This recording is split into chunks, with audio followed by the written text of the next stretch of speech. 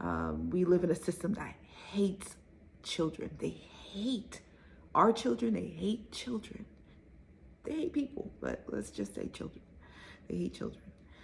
And so in that regard, the teaching of transient genders is a political agenda that's not rooted in truth. That is a man-made truth. It's a man-made truth. And yet this is an agenda that we are pushing on our children. And this practice goes all the way back to biblical times. You know, in the book of Kings,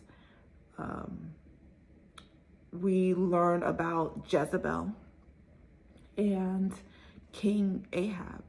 And they were the king and the queen of Israel at the time.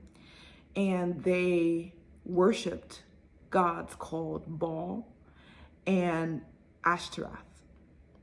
Now, Baal was a perverting spirit. He was a twisting spirit. He manipulated weather. And so the people of the land served him because they thought that serving him, sacrificing to him, sacrificing children to him would bring down certain weather systems, like rain when they needed it.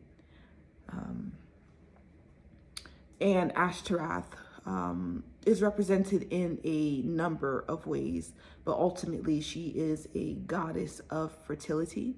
And she could also be identified as an intersexed goddess of fertility, meaning she has both female and male parts to represent her fertility. And these two deities were married.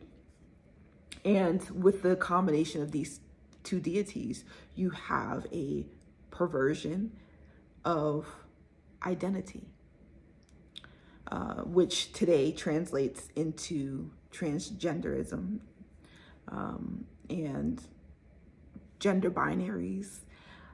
So whenever you are seeing this agenda of gender binaries or gender non-binaries and these transgender pushes, understand that behind it is a service to a God that is not God Almighty. It's a service to a God. And so that story can be found in 2 Kings, in the book of 2 Kings in the Bible. But what's important to know